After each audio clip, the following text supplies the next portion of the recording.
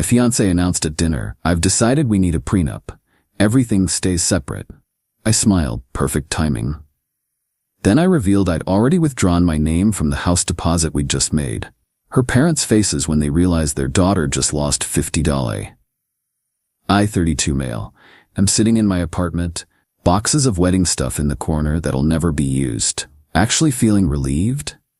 The last 2 weeks have been insane, and I need to get this off my chest. Been with Isabel, 30 for 3 years, engaged for 6 months. She works in fashion and marketing, makes about $65K. I'm a software engineer, pulling around $140K. Not bragging, just context for what comes next. We'd been house hunting for months, finally found the perfect place last month. Needed work but great bones, amazing neighborhood. Purchase price, $420K. We'd agreed to put down 20% to avoid PMI. That's 84Ks. Here's the split we agreed on. I'd cover 50K saved for years, she'd do 34K. Her parents were gifting her 30K, she had 4K saved. We'd own it proportionally, 60-40 based on our deposit contribution. Seemed fair. Signed the purchase agreement 2 weeks ago. Deposit was due in escrow within 10 days. I transferred my 50K immediately. Isabel said she was finalizing the transfer from her parents. Cool, no rush, we had time. Then came dinner at her parents' place last Sunday. Her mom, Lorraine, had made this whole fancy spread. Her dad, Harold, opened expensive wine. Should have known something was up. Halfway through dinner, Isabel clinked her glass. "So I've been thinking about our future and I've made a decision." Thought she was about to announce wedding venue details or something. Nope. "I think we need a prenup. Everything stays separate. What's mine is mine. What's yours is yours. Clean and simple." I put down my fork. "Okay, let's talk about it." Harold jumped in. "Smart girl. No offense, Ryan, but protecting assets is just good business." "No offense taken. I understand the concept." Isabel smiled. That smile she does when she thinks she's being clever. "I knew you'd understand. You're so logical. We'll keep our finances separate, file taxes separately, and if anything happens, God forbid, we each leave with what we brought." "Including the house?" I asked. "Well, no, the house would be joint. We're both on the deed, but I'm putting in 50K and you're putting in 34K. "Right, but once we're married, it's marital property. 50-50. The audacity. She wanted separation when it protected her, but joint ownership when it benefited her. "Interesting timing," I said. "When did you decide this?" "Oh, I've been thinking about it for weeks. Becca's divorce was so messy, you know. I want to avoid that drama."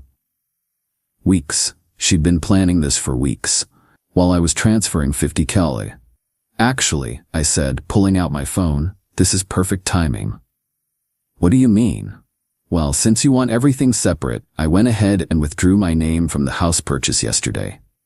Dead silence. Lorraine spoke first. "What do you mean, withdrew?"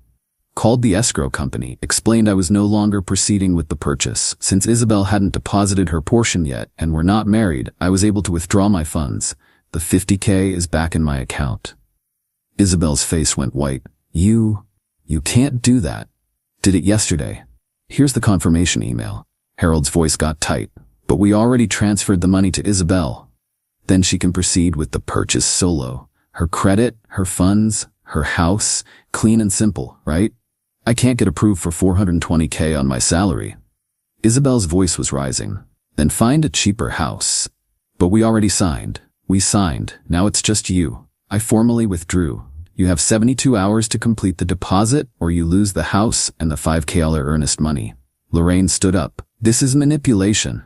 "No, this is exactly what Isabel asked for. Separate finances. I'm respecting her wishes." Isabel was doing the math in her head. "I need your $50. The loan was approved based on both our incomes."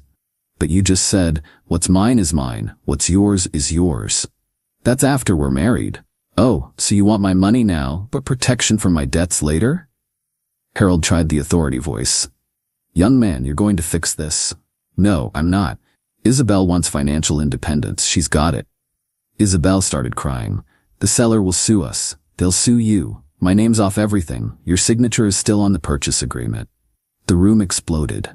Lorraine calling me selfish. Harold threatening legal action. In a rough, Isabel ugly crying about her dream house. I stood up. "Thanks for dinner." "Isabel, Let me know what you decide about the house. You have about 68 hours left. Left them there and drove home. Phone blew up immediately. 39 texts in an hour. Didn't read them. Here's the kicker.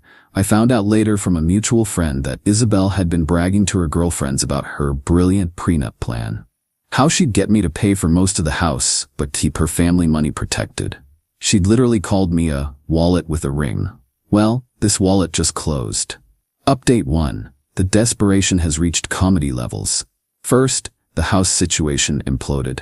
Isabel couldn't get approved for a $420K loan on her $65K salary. She tried everything. Different banks, mortgage brokers, even hard money lenders. Best she could get approved for was $200K. She lost the house. And the $5 earnest money. Her parents were furious. Not at her, of course. At me. Harold actually showed up at my office building Monday morning.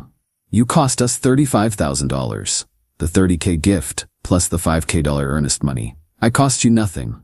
I withdrew from a purchase before marriage, which is my right. You knew she couldn't afford it alone. Then maybe she should have thought about that before demanding separate finances. This isn't what she meant. It's exactly what she said. I have it in text, showed him her message. Everything separate, clean and simple. What's mine is mine, what's yours is yours. He actually tried to grab my phone. Security got involved. He was escorted out. Tuesday, Isabel sent her friend Jade to negotiate. We met at a coffee shop. She's willing to compromise, Jade said. How about a prenup but the house is joint? How is that a compromise? That's exactly what she originally wanted. No, she's giving up some things, like she'll share streaming accounts. I actually laughed. Streaming accounts? She wants my $50K for a house, but offers Netflix access? You're being unreasonable. I'm being consistent. Separate means separate. She loves you. She called me a wallet with a ring. Jade's face went red. Who told you that? Doesn't matter. What matters is it's true, isn't it? She couldn't deny it, just mumbled about jokes between girls. Wednesday, Isabel tried the nuclear option. Posted on social media about how her dream home was stolen by someone who couldn't handle a strong, independent woman protecting herself. The comments didn't go how she expected. Wait, you wanted a prenup but also wanted him to pay more for the house? Girl, that math ain't mathing. You wanted separate finances but joint property? Make it make sense.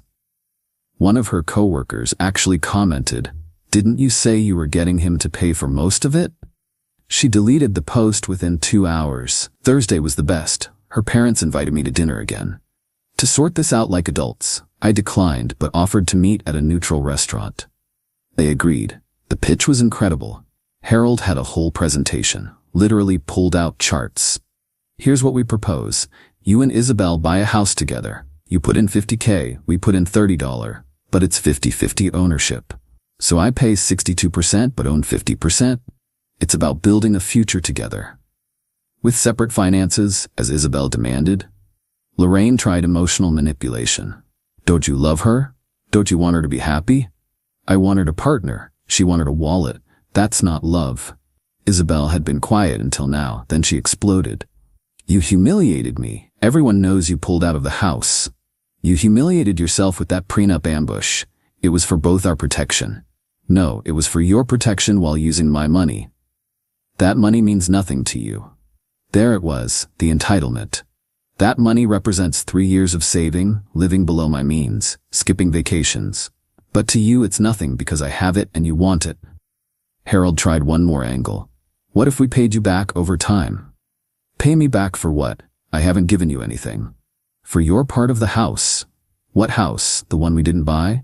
The one Isabel couldn't afford alone? They left in a huff. Friday, got a formal letter from a lawyer. Isabel was demanding $50 for detrimental reliance and breach of promise.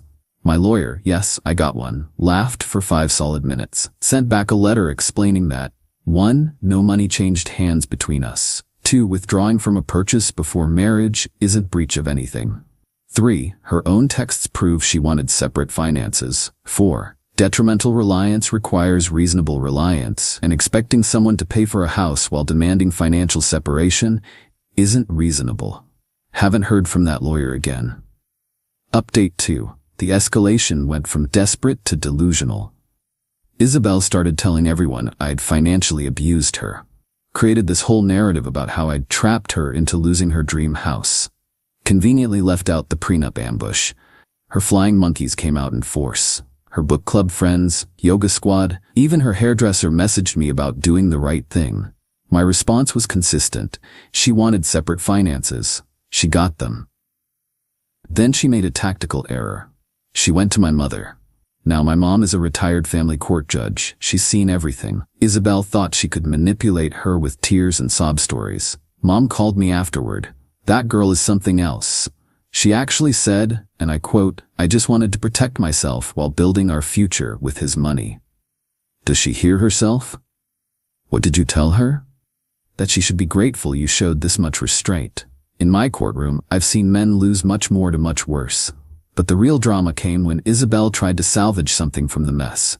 She found another house, smaller, $250K in a less nice area. Wanted to restart our plans. Texted me. Found a cute starter home. You could put down 30 gale, I'll do 20K. Fresh start? We're not together anymore, Isabel. What? Because of one fight? Because you showed me who you really are. I'm trying to compromise. You're trying to get my money, again. She showed up at my apartment that night, with her parents, and a realtor. They'd printed out listings. We can tour tomorrow, she said, like nothing had happened. Isabel, we're done. The wedding is off. That's when it hit her. Really hit her. You're serious? Over a house? Over the prenup ambush? Over calling me a wallet with a ring? Over trying to use me while protecting yourself? Harold stepped forward. Now listen here. Sir, you're trespassing. Leave now or I call the police. Lorraine started crying. We gave her that money for your future together. You gave her that money, period. What she does with it is her business. The realtor, clearly uncomfortable, tried to leave. Isabel grabbed her arm. Show him the listings. The poor woman looked at me. I shook my head. She fled. Isabel went full meltdown. I did everything right. I was protecting our future. You were protecting your future while spending my present. That's what smart women do. Then be smart with someone else's money. They left after more screaming. Several neighbors witnessed it. Building management sent me a letter about disturbances. I sent them the security footage of 3 people forcing their way into the building and camping outside my door. They sent Isabel a formal trespass warning. Final update. The aftermath was spectacular in its stupidity. Isabel tried to keep the wedding venue, thinking I'd cave and come back. Sent me an invoice for my half of the deposits, $8. I replied with screenshots of her everything separate texts. She lost those deposits too. Another $16K gone. Her parents had paid after the house fell through, thinking we'd reconcile. The engagement ring became a battle. She demanded I let her keep it since I'd humiliated her. Legal question. Who keeps the ring when the engagement ends? Answer. Depends on the state, but here, it's a conditional gift. Condition, marriage wasn't met, ring returns to giver. She refused to return it. I had to get a lawyer involved. She finally returned it, but had tried to swap the diamond for a fake. I had it appraised before giving it to her, and after getting it back. Caught red-handed. Her parents threatened to sue for the swap. I threatened to press charges for theft. Ring came back real quick after that. But here's the karma kicker. Remember that $30K her parents gave her?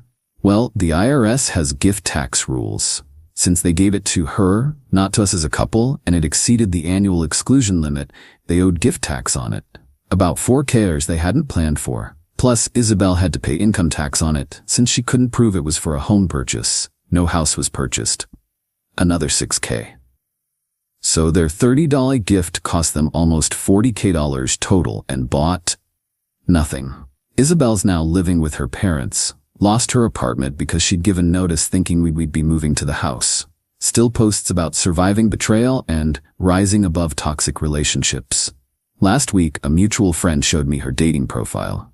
It says, looking for a real man who isn't threatened by successful women. Must be financially stable and generous. The friend said she's been on dozens of dates. Moment she mentions wanting a prenup, but expecting the guy to pay for dates, dinners, trips, they leave. One guy apparently told her, you want a sponsor, not a spouse. She complained to her friends that men today can't handle independent women. Jade, the friend who tried to negotiate, actually reached out to apologize. Said she didn't know about the wallet with a ring, comment, and other things until after. Apparently, Isabel had been planning this for months. Get me to buy a house, then prenup after to protect her asset value increase. The house we were going to buy sold to another couple for 400 TL. Under asking. We would have gotten a deal. But we was never real. It was always me funding her dreams while she protected herself. My mom summed it up perfectly. She wanted a donor, not a partner. Thank God you found out before the wedding. I'm doing fine. Took that 50K and invested it, already up 8%.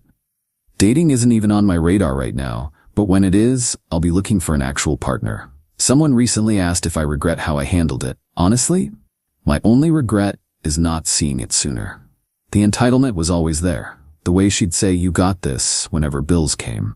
How she'd plan expensive trips, then look at me expectantly. The time she said, "What's the point of having a boyfriend who makes good money if he doesn't spend it?" I thought it was jokes. It wasn't. She wanted my wallet but not my name. My money but not my problems. My assets but not my liabilities. She wanted, what's mine is mine, what's yours is ours. Instead, she got exactly what she asked for, complete financial independence. From me. Forever. Edit. Since people keep asking, yes, the prenup conversation was real. Yes, she actually said those things in front of her parents. No, I don't think all prenups are bad. They can protect both parties. But using one to scam your partner while spending their money? That's just trashy.